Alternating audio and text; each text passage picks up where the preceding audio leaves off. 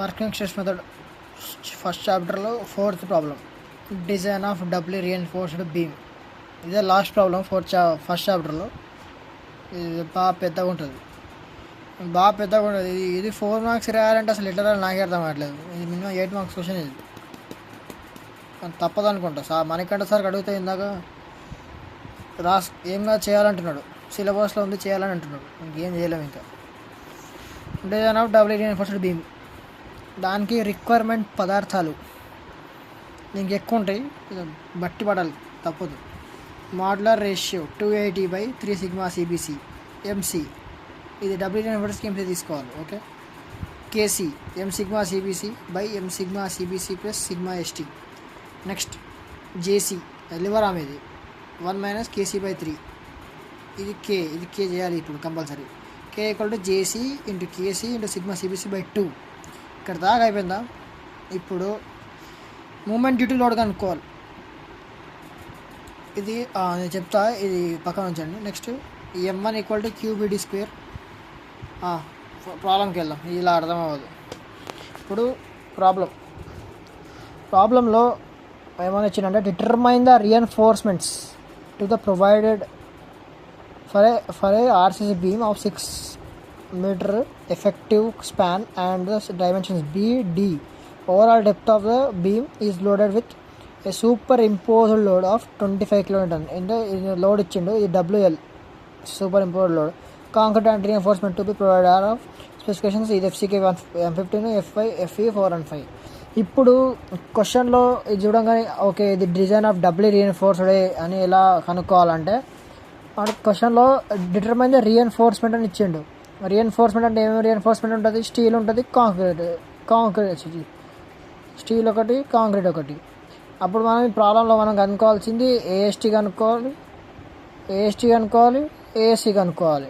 Unfortunately double reinforcement 2 steel రీఎన్ఫోర్స్మెంట్లు ఉంటాయి కాబట్టి AST 1 AST 2 2 కనుక్కోవాలి. కంప్రెషన్ అనేది కాంక్రీట్ అనేది ఒకటి కనుక్కోవాలి. సో ఇప్పుడు ప్రాబ్లం స్టార్ట్. గివెన్ దట్ రాస్తే 1 మార్క్ వస్తుంది, అది గుర్తుంచుకోండి. గివెన్ దట్లో L = 6 స్పాన్ ఇచ్చిండు, D 300, డెప్త్ 300, ఇది W, ఇది 225. నేను తర్వాత చెప్తా, ముందట వస్తుంది. FCK 15, FI 4 and 5. అప్పుడు సిగ్మా సిబిసి పేజ్ నెంబర్ 80లో ఉంటుంది.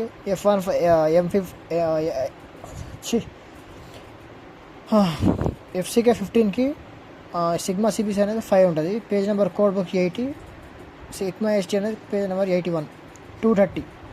ఇంకా సేమ్ ఏముంటుంది, సిగ్మా M = 280/3 సిగ్మా సిబిసి 180 ఇంత వస్తుంది. చేస్తే దాన్ని ఎంసీ చేయాలి. ఎంసీ చేస్తే 1.5 ఇంటూ M చేస్తే ఇంత వస్తుంది. ఎంసీ పక్కన ఉంచండి. Next depth factor KC M sigma CBC by M sigma CBC plus sigma ST. అది ప్రీవియస్ ప్రాబ్లం చూస్తే మీకు అర్థమవుతుంది. ఇంకా నేను అంత సో చెప్పుకుంటా పోను నేను. 0.288. లివర్ ఆర్మ్ జేసీ 1 - KC/3 ఉంది, ఇది వస్తుంది. నెక్స్ట్ క్యూ = జేసీ కేసీ సిగ్మా సిబిసి/2 చేస్తే 0.904 చేస్తే ఆన్సర్ ఇంత వస్తుంది. ఇప్పుడు అసలు కథ స్టార్ట్. ఏంటంటే మూమెంట్ డ్యూ టు లోడ్, ఇది సరిగ్గా ఉండండి, ఇది వినకపోతే ప్రాబ్లం దుబ్బేస్తుంది.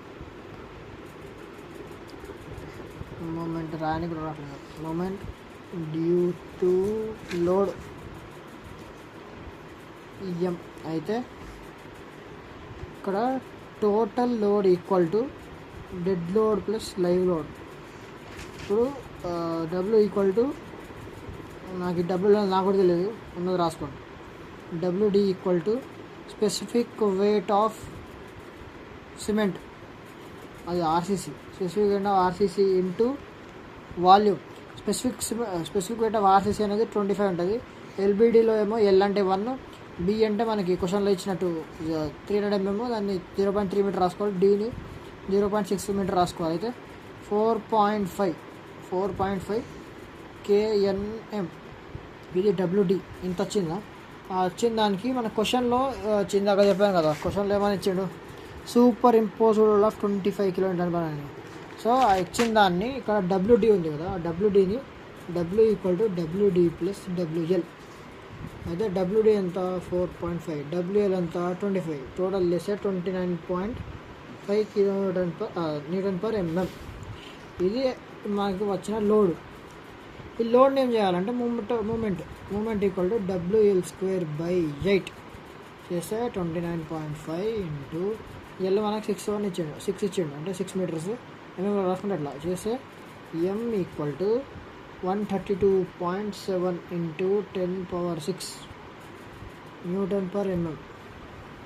మీకు డౌట్ రావచ్చు ఎందుకని ఊకే వీడు WL²/8 తీసుకుంటుండంటే బీమ్స్లో సింప్లీ ఒకవేళ క్వశ్చన్లో ఏదైనా బీమ్ ఇవ్వకపోతే మనం దాన్ని WL²/8 రాసుకోవాలి, ఎందుకంటే సింప్లీ సపరేట్ బీమ్ లాగా తీసుకోవాలి.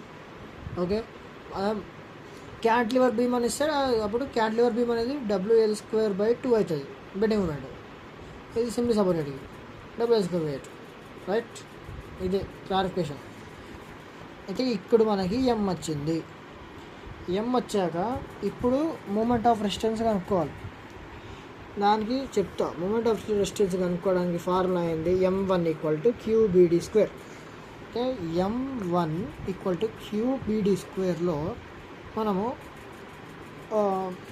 ఎఫెక్టివ్ కవర్ని మనం అసెంబ్ల్ చేసుకోవాలి. డీని అసెంబ్ల్ చేసుకోవాలి. అది ఎఫెక్టివ్ కవర్ అది రాయడానికి చాలా చిరాకు వేస్తుంది. 40 mm అసెంబ్ల్ చేసుకోవాలి. మన క్వశ్చన్లో D = D - DC. DC అనేది 40. క్వశ్చన్లో ఎంత వచ్చింది? D 600 ఇచ్చింది. 600 - 40 చేస్తే D = 560 mm. ఇది అజ్యూమ్ చేసుకోవాలి. ఎందుకు చేసుకోవాలి నాకు కూడా తెలియదు, ఫాలో అయిపోండి అంతే. దాని తర్వాత ఇప్పుడు దీనిలో పెడితే M1 తెలియదు మనకి. M1 = Q ఎంత 0.651 మనం పైన సాల్వ్ చేసినాం ఇంటూ B ఎంత 300, D ఎంత పైన వచ్చింది 560² చేస్తే M1 అనేది 61.132 ఇంటూ 10⁻6 Nm. M1 ఇంత వచ్చింది, M ఇంత వచ్చింది. సో ఇప్పుడు మనకి కండిషన్స్ M > M1 అంటే లెస్ అనేది M కన్నా M1 పెద్దగా ఉంటే సింగిల్ రీఎన్ఫోర్స్మెంట్ బీమ్ చేయాలి. అదే M > M1 అంటే డబుల్. ఇప్పుడు మనకి ఇక్కడ ఏమొచ్చింది M. సో ఇది డబుల్ రీఎన్ఫోర్స్డ్కి డిజైన్ చేయాలి. సో ఇప్పుడు మనకి M వచ్చింది, M1 వచ్చింది, ఈ M2 తెలియదు. M2 తెలియదు ఏం చేయాలి? M2 = M - M1. ఇప్పుడు M2 = M ఎంత వచ్చింది మనకి 132.7 10⁻6 మైనస్ M1 ఎంత 61.132 10⁻6. ఇప్పుడు M2 ఎంత వస్తుంది? 71.598 ఇంత వస్తుంది. ఇది M2 వచ్చిందా? M2 వచ్చిన తర్వాత మనం ఇప్పుడు స్టీల్ రీఎన్ఫోర్స్మెంట్ కనుక్కోవాలి. ఏంది? AST1 =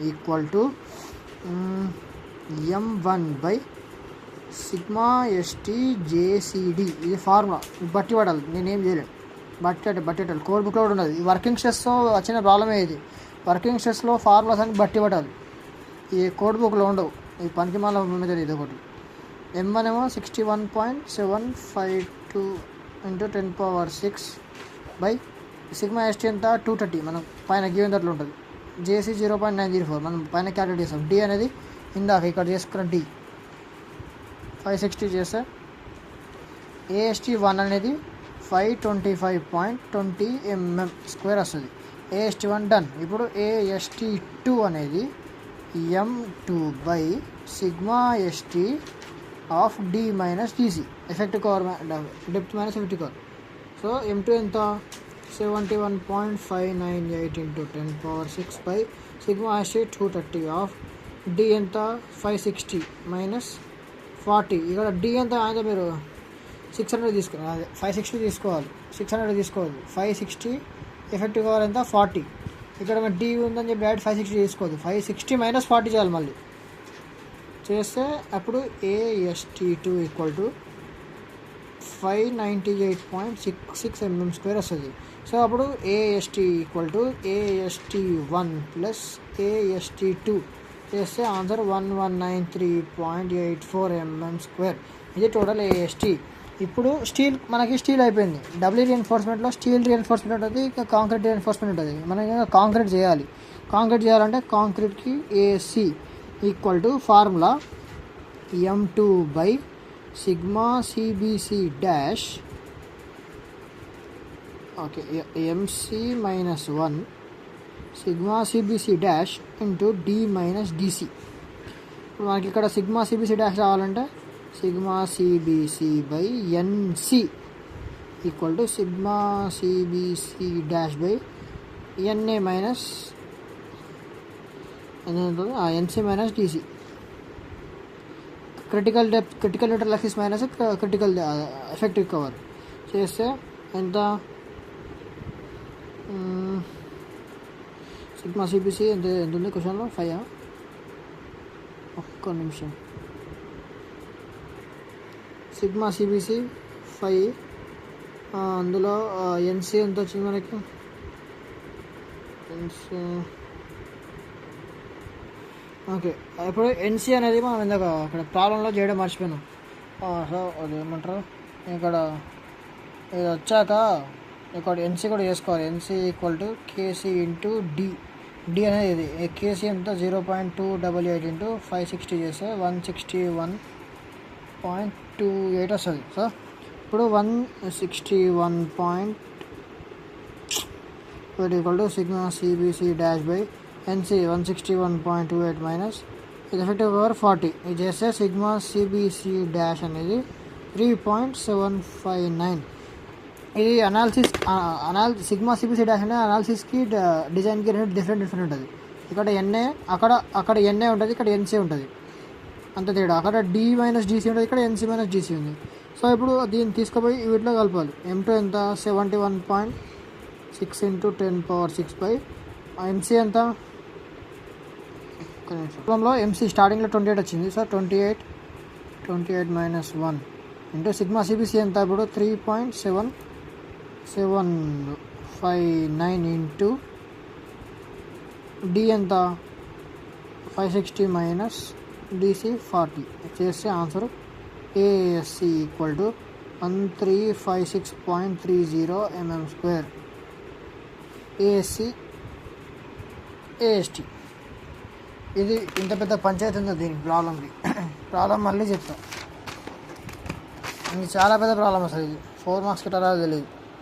ఇది ఫస్ట్ ఫేజ్ రాగానే అన్నీ రాసుకుంటాం, గివెన్ దట్ రాసుకుంటాం, ఇవన్నీ చేసుకుంటాం, అన్నీ తెలిసిందే మీకు. నెక్స్ట్ మూమెంట్ టు లోడ్ కనుక్కోవాలి మనము. ఇది అందరికి ఐడియా ఉండాలి కంపల్సరీ. 25 ఇంటూ ఎల్బిడి అనేది ఎల్ అనే 1 తీసుకోవాలి, బీడీ దాంట్లో క్వశ్చన్లు వేస్తారు, అప్పుడు డబ్ల్యూడి ఇంత అవుతుంది. అయితే క్వశ్చన్లో ఇచ్చిన స్పెసిఫిక్ లోడ్ అది ఇంపోజ్ లోడ్ 25, 4.5 + 25 చేస్తే ఇంత 29.5. అది తీసుకోపోయి దాన్ని W²/8. అడే క్వశ్చన్లో ఏ బీమ్ ఇవ్వకపోతే సింప్లిఫైడ్ బీమ్ వేసుకోవాలి. సో అప్పుడు ఎం ఇంత వస్తుంది. ఎం వచ్చిన తర్వాత నెక్స్ట్ M1కి QBD² ఫార్ములా. అక్కడ డెప్త్ అనేది ఎఫెక్టివ్ కవర్ అనేది అజ్యూమ్ చేసుకోవాలి. అయితే 640 అజ్యూమ్ చేసుకుంటే 560 వస్తుంది. D 560 దాన్ని M1లో ఇట్లా పెట్టేయాలి. M1లో పెట్టినాక మనం కంపేర్ చేసుకోవాలి. ఇలా ఇక్కడ చేయకముందు ఇంకోటి రాసుకోండి. NC equal to KC into D. KC 0.288 into D 560 చేస్తే 161.28 వస్తుంది. ఇక్కడ రాసుకోండి. అప్పుడు ఎమ్ని M1ని కంపేర్ చేస్తే ఒక కండిషన్ రావాలా. అప్పుడు ఎమ్ పెద్దగా వస్తే అది డబుల్ రీఎన్ఫోర్స్డ్ అని అర్థం. డబుల్ రీఎన్ఫోర్స్డ్ అన్నప్పుడు మనం ఏం చేయాలి? AST1 కనుక్కోవాలి. దాని ముందు M2 కనుక్కోవాలి. M2 ఎంత? M మైనస్ M1 చేస్తే M2 వస్తుంది. ఇప్పుడు AST1 M1 by sigma AST JCD చేస్తే AST1 వస్తుంది. AST2 M2 by sigma AST D minus GC right, AST2 వస్తుంది. ఇప్పుడు ఏఎస్సిలో ఫార్ములా ఏంటంటే M2 by MC-1 into sigma dash CBC D minus DC. అయితే అప్పుడు సిగ్మా డాష్ CBC ఫార్ములా ఏంది? Sigma CBC by NC equal to sigma dash CBC by NC minus DC చేస్తే ఇంత వస్తుంది 3.5. ఆ 3.5 నా ప్రాబ్లంలో పెట్టేస్తే మనకు ఆన్సర్ ఇంత. ఇది ప్రాబ్లం, చాలా పెద్ద ప్రాబ్లం. ఇది జాగ్రత్త చూడాలి. ఇది దీంతో ఫస్ట్ చాప్టర్ డన్. 4 ప్రాబ్లమ్స్ అంతే రైట్.